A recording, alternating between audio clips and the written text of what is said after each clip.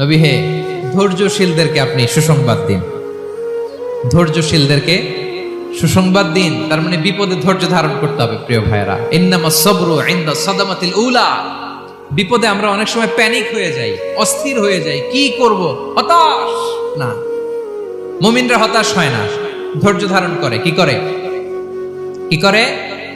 ধৈর্য ধারণ করার শক্তি দাও গো মেহেরবান আমায়, দাও গো মেহেরবান। পড়েন, ধৈর্য ধারণ করার শক্তি দাও গো মেহেরবান আমায়, দাও গো মেহেরবান। সবাই বলুন একসাথে, ধৈর্য ধারণ করার শক্তি দাও গো মেহেরবান আমায়, দাও গো মেহেরবান।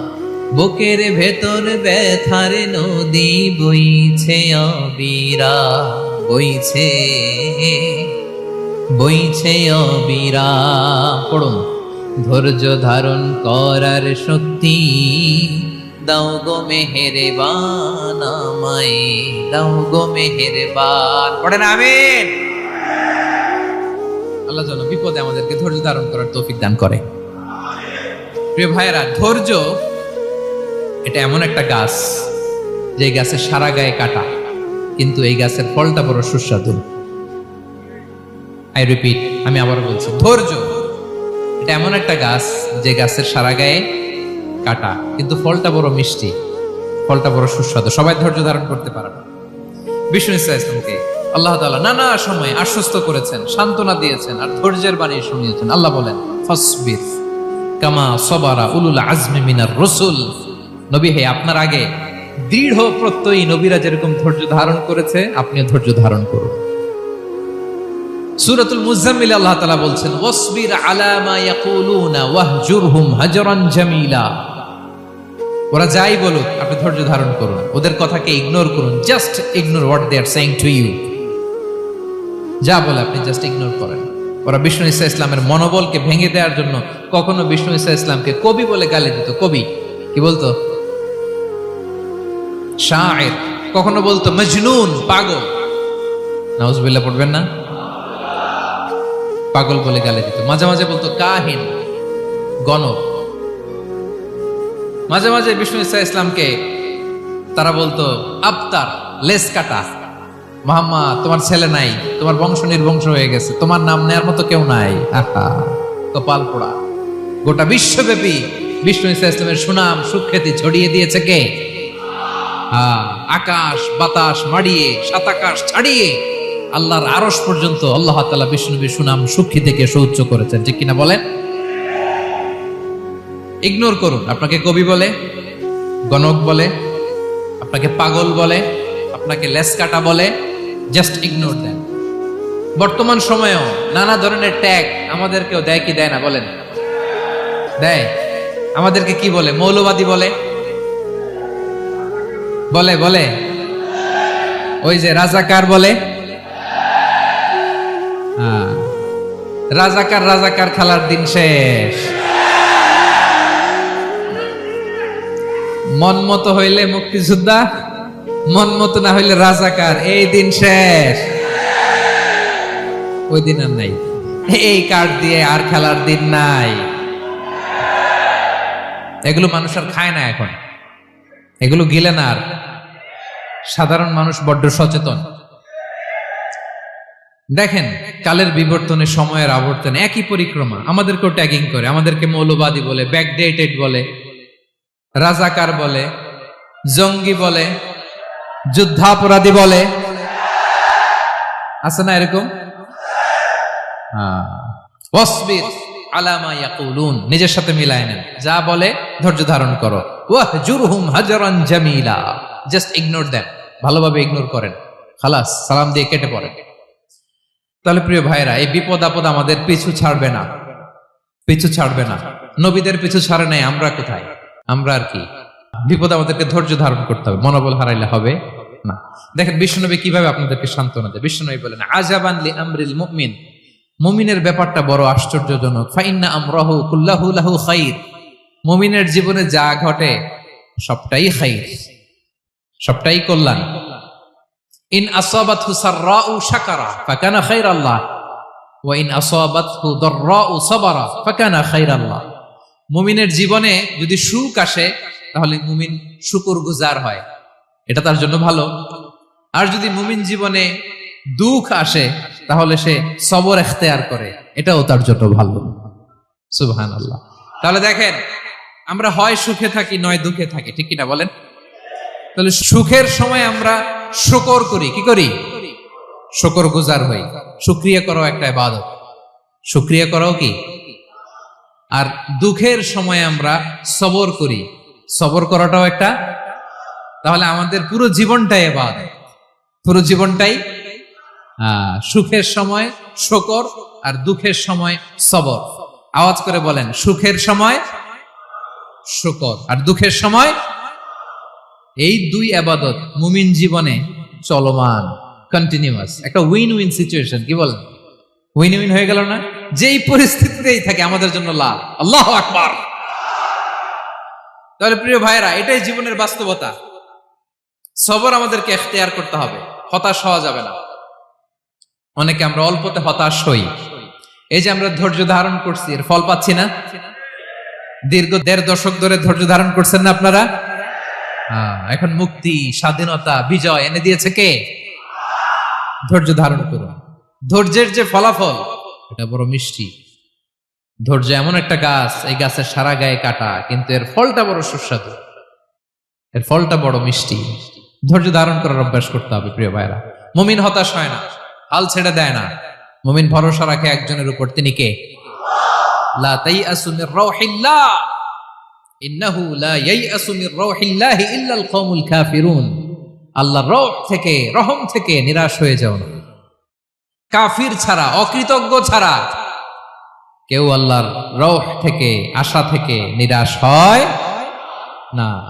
শয়তানের সবচেয়ে বড় মিশন হলো আমাদেরকে হতাশ বানানো, এটা খেয়াল রাখবেন।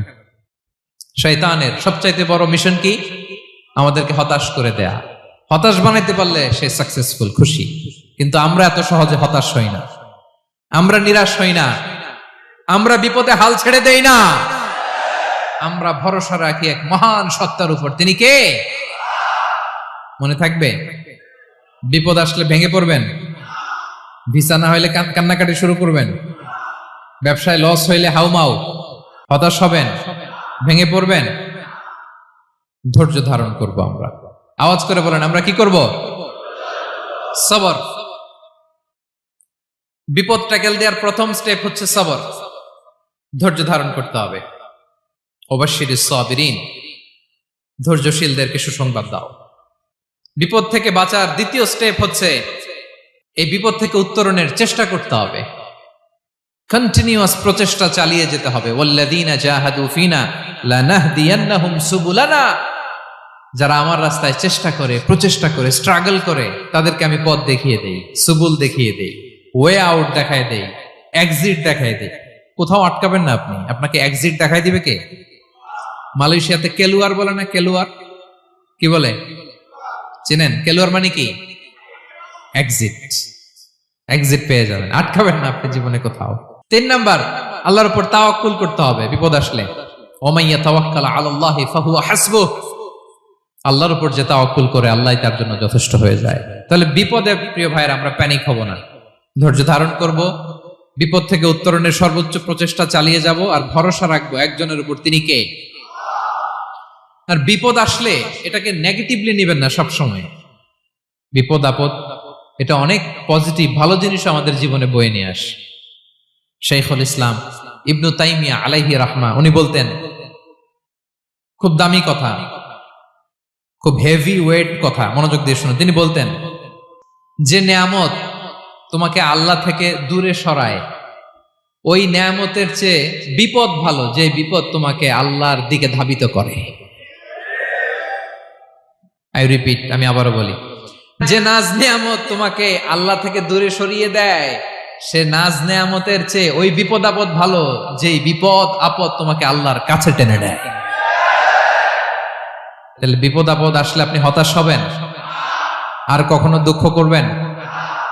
মোয়ারের ভাইয়েরা, আর মন খারাপ করবেন? আপনি খেয়াল করে দেখেন, বিপদ আসলে আমরা আল্লাহরে ডাকি বেশি। যখন অসুস্থ আপনি খেয়াল করেন তো, আল্লাহ আল্লাহ তুমি ছাড়া বাঁচানোর কেউ নাই, আল্লাহ আল্লাহ তুমি হেফাজত করো, আল্লাহ তুমি সুস্থ করে দাও। যখন লাইফ থ্রেট, দেখেন আপনি গুম হয়ে যেতে পারেন, আপনার কারাবন্দি করতে পারে, এরকম একটা বিপদের মধ্যে আছেন, তখন খেয়াল করেন তো আল্লাহর সাথে আপনার কানেক্টিভিটি, রিলেশনশিপটা কতটা ডেভেলপ হয়। কারণ বিপদে পড়লে আমরা আল্লাহরে ডাকি বেশি। তাহলে বিপদ আপদেরও কিছু পজিটিভ সাইড বা দিক আমাদের জীবনে আছে না নাই? অনেক পজিটিভ দিক আছে, কয়েকটা শেয়ার করি। এক নাম্বার পজিটিভ সাইড তো বললাম, ইমাম ইবনে তাইমিয়া যেটা বললেন। এরপরে হচ্ছে মাঝে মাঝে আল্লাহ তাআলা আমাদের মর্যাদাকে আপগ্রেড করতে চায়, এলিভেট করতে চায়। আপনি ধরেন কোন একটা এয়ারলাইন্সের রেগুলার প্যাসেঞ্জার টিকিট কাটেন, মাঝে মাঝে হঠাৎ করে দেখবেন কাউন্টারে গেলে তারা বলে you are upgraded to business class, অথবা you are upgraded to first class. যেহেতু রেগুলার প্যাসেঞ্জার, অনেক মাইলস জমা হয়েছে, আপগ্রেড করে দেয়। আল্লাহ তাআলা মাঝে মাঝে চায় তিনি আমাদের মর্যাদাকে, র্যাঙ্ক, এটাকে আপগ্রেড করবেন। কিন্তু আমার যে আমল আখলাকের অবস্থা, ওইটা দিয়ে ওই আপগ্রেড র্যাঙ্কে যাওয়ার সুযোগ নাই। বুঝতেছেন কথা? আল্লাহ চায় আমার লেভেল একটু আপ করতে, কিন্তু আমার আমলের যে অবস্থা, এতে আমি ওখানে যাই না। তখন আল্লাহ কিছু বিপদ আপদ দিয়ে, পরীক্ষা দিয়ে বান্দাকে টেস্ট করে। ওই পরীক্ষায় যদি উত্তীর্ণ হন, সাথে সাথে আল্লাহ তাআলা আপনার লেভেল বা র্যাঙ্ক আপগ্রেড করে দেয়। সুবহানাল্লাহ পড়বেন না? তাহলে লাভ না লস? আওয়াজ করে বলেন, লাভ না লস? মুমিন জীবনের সব লাভ। যত বিপদ আপদ আপনাকে স্পর্শ করে, প্রতিটাতেই আপনার জন্য কল্যাণ। বিষ্ণু ইসলাম বলেন, মা ইউসিবুল মুসলিমা মিন নাসাবিন ওয়ালা ওয়াসাবিন ওয়ালা হাম্মিন ওয়ালা হুজনিন ওয়ালা আযান ওয়ালা গাম্মিন হাত্তা শাওকাতি ইউশাকুহা ইল্লা কাফারাল্লাহু বিহা খাতায়া।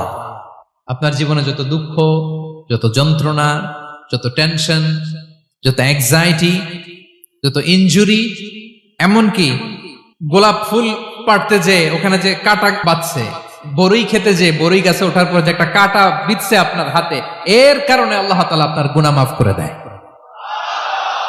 সুবহানাল্লাহ। তাহলে বিপদ আপদ দিয়ে আল্লাহ বান্দার মর্যাদাকে আপগ্রেড করে। বিপদ আপদে ফেলে আল্লাহ তাআলা বান্দার পাপ মোচন করে। বিপদ আপদ দিয়ে আল্লাহ তাআলা বান্দার শাস্তি মওকুফ করে। এমন পাপ করছেন, এটার জন্য শাস্তি বরাদ্দ হয়ে গেছে, কিন্তু আল্লাহ তাআলা ওই শাস্তি থেকে মাঝে মাঝে আপনাকে বাঁচাতে চায়, তখন কিছু বিপদ দিয়ে বান্দারে পরীক্ষা করে। উত্তীর্ণ হলেই আল্লাহ তাআলা ওই শাস্তিকে মওকুফ করে দেয়। তাহলে আসুন সামারি করি, পুরো আলোচনাটার সামারি করি।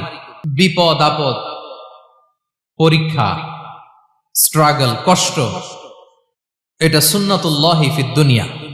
এই দুনিয়ায় আল্লাহর সুন্নাত, এর বাইরে কেউ যেতে পারে না, ইভেন নট দ্য মেসেঞ্জার্স, নবীরাও না। আজকের আলোচনায় শুনছেন না নবীদের জীবন দিয়ে কি গেছে, ups and downs, test and trial, নবীরাও না। তাহলে এটা আমাদের মাইন্ডসেটের সাথে সেট আপ করে নিতে হবে যে অতীতে, বর্তমানে, ভবিষ্যতে বিপদ আপদ মুক্ত এই পৃথিবীতে কেউ থাকবে না। পারবেন? হ্যাঁ, এটা মাইন্ডসেটে নিয়ে নিতে হবে যে এটাই জীবন, বিপদ আপদ দিয়ে আল্লাহ পরীক্ষা করবেন। এটাই পৃথিবী। চির সুখ, চির শান্তি এই পৃথিবীতে খুঁজলেই পাওয়া যায় না। শুরুতে বলছিলাম না, চির সুখ, চির শান্তি। বলেন তো, এটা কি দুনিয়ার ফিচার না জান্নাতের ফিচার? জান্নাতের ফিচার দুনিয়ায় খুঁজলে পাওয়া যাবে?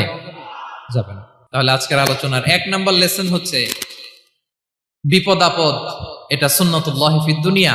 এই দুনিয়া আল্লাহর সুন্নাত, এটা থেকে মুক্তি পাওয়ার কোনো সুযোগ নাই, নবীরাও পায় নাই। 2 নাম্বার লেসন, বাঁচার যেহেতু সুযোগ নাই, we have to face it with patience, intellect and tawakkul. বিপদে অস্থির হওয়া যাবে না, এটাকে ফেস করতে হবে উইথ পেশেন্স, ধৈর্যের সাথে। বিপদ আমরা মোকাবেলা করব কিসের সাথে? ধৈর্য। প্যানিক হবেন না, অস্থির হবেন না, ধৈর্য ধারণ করবেন। উইথ ইন্টেলেক্ট, আল্লাহর দেয়া আপনার ইন্টেলেক্ট খাটিয়ে এই বিপদ উত্তরণের, সর্বান্তকরণের চেষ্টা প্রচেষ্টা আপনার চালায় যেতে হবে। আর সবশেষে আত-তাওয়াক্কুল আলাল্লাহ, ডিপেন্ডিং অন আল্লাহ, ভরসা করব কার উপর? আল্লাহর উপর। পারা যাবে তো? আচ্ছা, দুইটা লেসন গেল। 3 নাম্বার লেসন হচ্ছে আমাদের ছেলে মেয়েদেরকে we have to educate our child regarding the test and trial in this দুনিয়া। দুনিয়ার এই বিপদ আপদের ব্যাপারে আমাদের ছেলে মেয়েদেরকে শেখাতে হবে, বুঝাতে হবে। ওরা ছোট মানুষ তো অস্থির হয়ে যায়, আব্বু আমার সাথে কেন এমন হয়, আমারই শুধু পেন্সিল চুরি হয়, আমারই শুধু এটা হয়, আমি পরীক্ষায় খারাপ করি, আমি ব্যথা পাই, আমার এই আমার সেই। ছোট মানুষ তো বুঝে না। ওরা বুঝাইতে হবে যে বাবা, this is the essence of life, এটাই জীবন, এটাই কি এই লাইফ হ্যাকস গুলো তাদেরকে শেখাইতে হবে। ডোন্ট বি প্যানিক, প্যানিক হওয়া যাবে না। This is how life is design, এটাই জীবন, বিপদ আপদ আসবে, এটাকে মেনে নিতে হবে। ছেলে মেয়েদেরকে শিখাইতে হবে, তাহলে তারাও প্যানিক হবে না। পারবেন তো ইনশাআল্লাহ? আচ্ছা, 4 নাম্বার লেসন হচ্ছে যেটা আমরা জানলাম, এই বিপদ আপদ সবসময় আমাদের জন্য খারাপ না। সামটাইমস ইট ব্রিংস খায়ের for us if dealt properly. ঠিক মতো বিপদকে ডিল করতে পারলে এটা আসলে আমার জন্য আখেরে কল্যাণই বয়ে নিয়ে আসে। কি বলেন, তাই না? কল্যাণ বয়ে নিয়ে আসে। সব শেষ কথা হলো, আমরা যেন এই বিপদগুলোকে প্রপারলি ডিল করতে পারি, আমরা যেন সবর ইখতিয়ার করতে পারি। আল্লাহর কাছে চাইতে হবে, দোয়া করতে হবে, কারণ তৌফিক দেওয়ার মালিক কে? আল্লাহর কাছে যেন আমরা কায়মনোবাক্যে প্রার্থনা করতে পারি, আল্লাহ এই বিপদকে যেন আমরা ডিল করতে পারি উইথ সাবর, উইথ ইন্টেলেক্ট, উইথ তাওয়াক্কুল। আসল হাতিয়ার হচ্ছে এটা, দোয়া। আল্লাহর কাছে চাইবেন, মনোযোগের সাথে চাইবেন, আন্তরিকতার সাথে চাইবেন। উদুল্লাহ ওয়া আনতুম মুকিনুনা বিল ইজাবা। বিষ্ণু বলেন এমন ভাবে চাও যেন তুমি অনেকটা কনফার্ম যে তোমার দোয়া আল্লাহ কবুল করবেনই, এমন ভাবে চাও। অনেকে রোবোটিক দোয়া করে। রোবোটিক দোয়া মানে দোয়ার মধ্যে প্রাণ নাই, ধ্যান নাই, মন নাই, আগ্রহ নাই, ভালোবাসা নাই। ওই দোয়া আল্লাহ কবুল করে না। মনোযোগ দিয়ে চাইতে হবে চাওয়ার মতো, তাহলে আল্লাহ তাআলার পক্ষ থেকে তৌফিক পাওয়া যাবে। পাওয়া যাবে তো ইনশাআল্লাহ? আল্লাহ তাআলা আমাদের সবাইকে বিপদে আপদে ধৈর্য ধারণ করার তৌফিক দান করুক।